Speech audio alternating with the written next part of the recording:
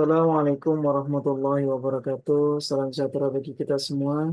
Perkenalkan saya Muhammad Sarifudin dari kelas MJ 101, nomor induk mahasiswa 230201010207, mahasiswa PGJ Manajemen Universitas Siber Asia, Jakarta.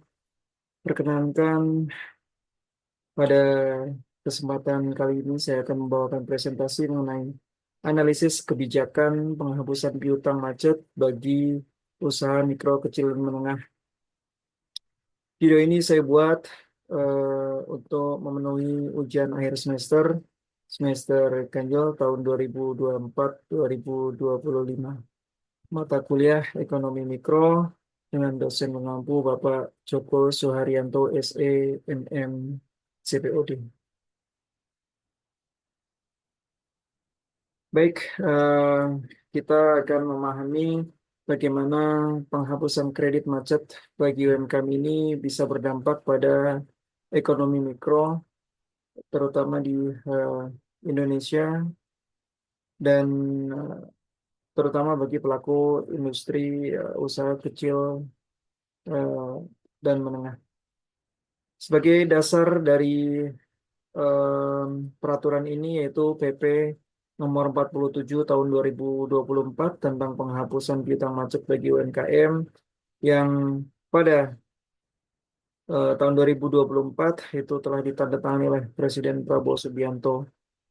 Kebijakan ini memberikan jangka waktu 6 bulan hingga Mei 2025 bagi UMKM untuk mendapatkan penghapusan penuh atas pinjaman macet mereka di bank-bank milik negara. Langkah ini tentu bertujuan untuk mendorong pertumbuhan ekonomi dan kredit di sektor UMKM.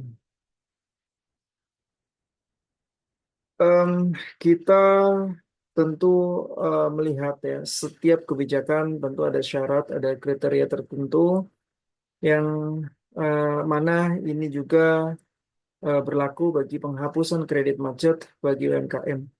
Kriteria tersebut diantaranya disampaikan oleh Menteri UMKM Maman Abdurrahman yang menjelaskan bahwa syarat yang harus dipenuhi untuk menerima kebijakan dari penghapusan kredit ini bagi UMKM yaitu pertama nasabah bank himbara atau bank-bank himpunan bank negara. Jadi para UMKM ini harus tergabung atau merupakan nasabah dari bank himbara. Yang kedua, bidang usaha yang masuk dalam kriteria yaitu bidang usaha pertanian, perkebunan, peternakan, dan kemudian juga ada perikanan serta kelautan, kemudian juga UMKM lain seperti mode atau busana, kuliner, dan industri kreatif. Kemudian yang ketiga yaitu usaha mikro, kecil, dan menengah yang terdampak bencana alam, ya, gempa bumi maupun pandemi COVID-19. Yang keempat, tidak mampu membayar hutang yang telah mereka ambil, ya, dan hutangnya telah jatuh tempo. Kemudian besaran yang akan eh, ditanggung oleh pemerintah atau dihapuskan oleh pemerintah yaitu maksimal 500 juta untuk korporasi dan 300 juta untuk perorangan.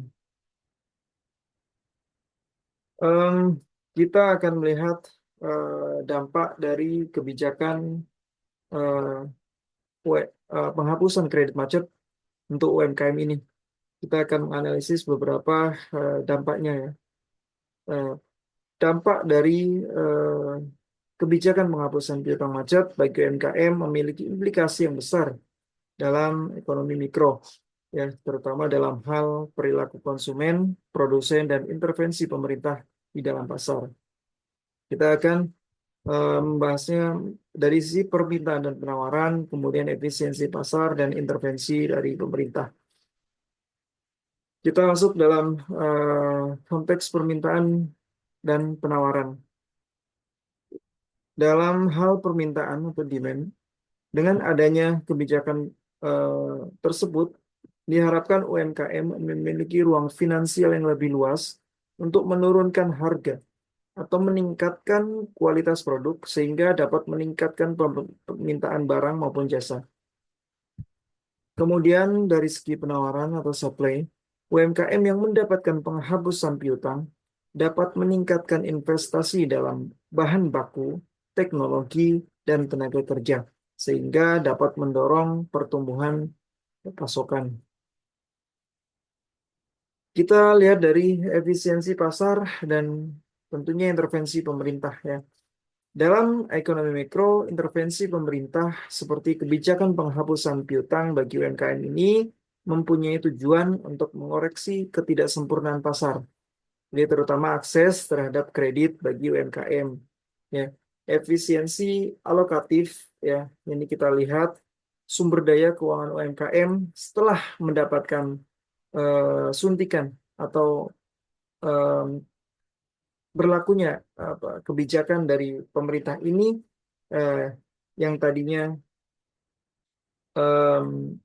UMKM itu bisa menjadi dapat mengalokasikan lebih efektif untuk pengembangan usaha daripada untuk membayar hutang.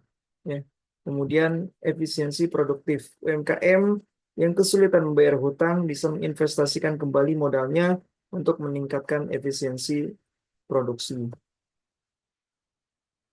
Kemudian dampak dari kebijakan penghapusan kredit macet bagi UMKM ini kita lihat dari eh, pelaku ekonomi, ya, diantaranya itu konsumen, produsen, dan dari pemerintah.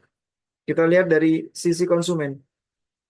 Dengan membaiknya operasional UMKM, konsumen dapat menikmati banyak pilihan produk dan layanan dan peningkatan persaingan yang menekan harga sehingga menguntungkan bagi konsumen.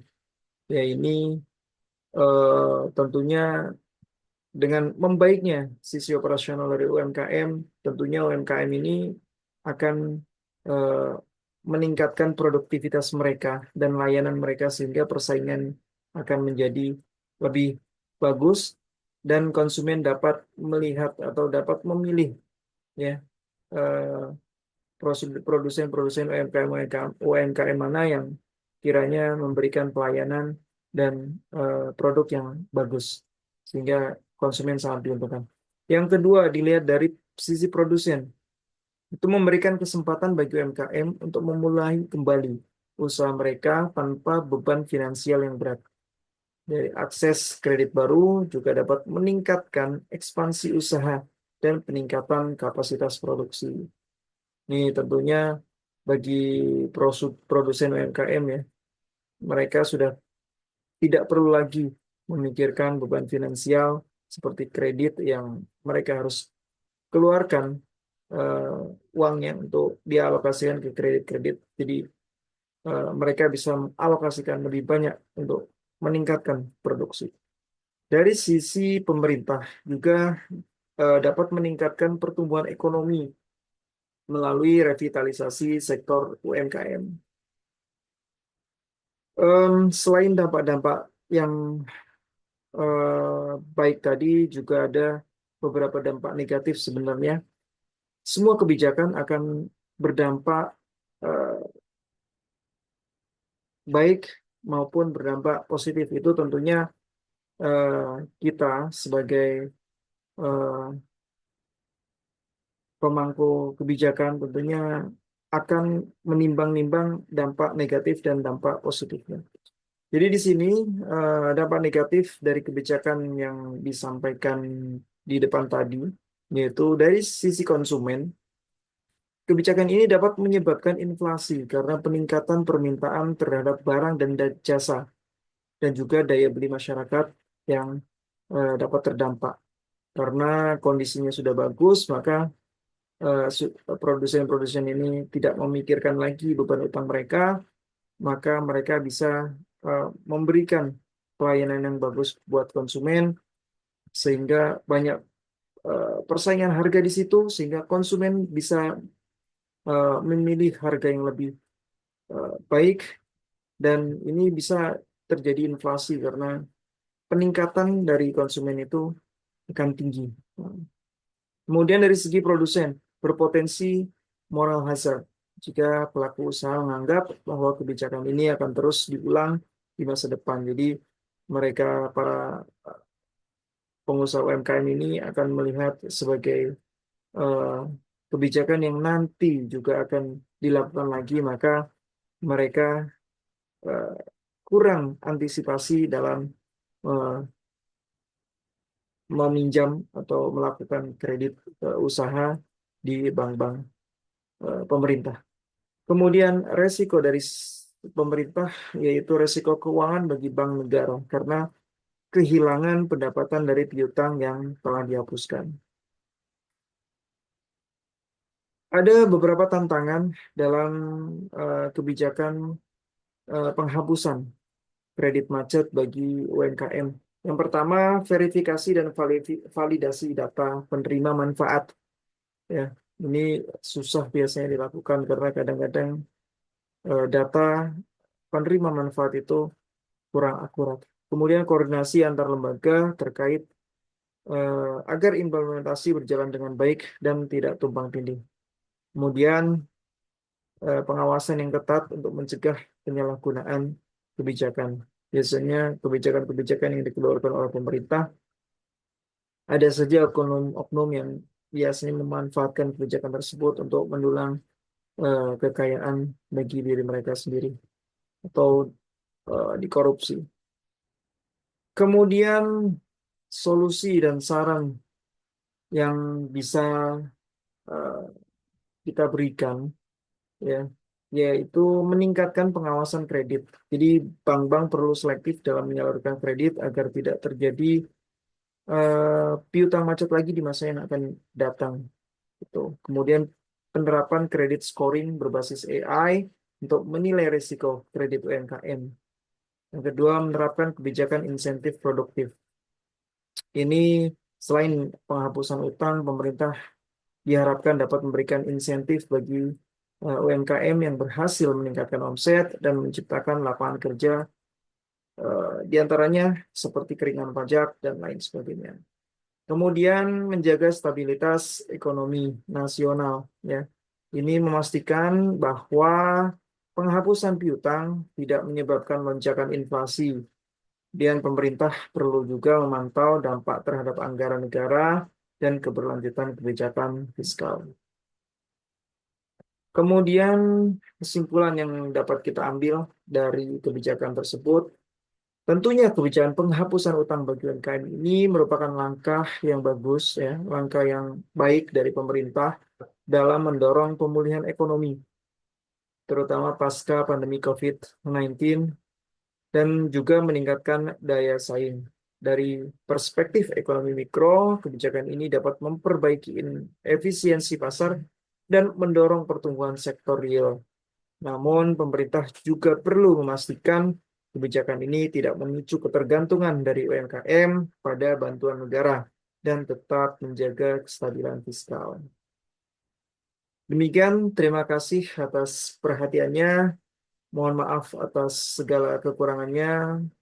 Mudah-mudahan presentasi eh, kali ini bisa bermanfaat bagi semuanya dan eh, mohon maaf atas segala kekurangannya. Wassalamualaikum warahmatullahi wabarakatuh.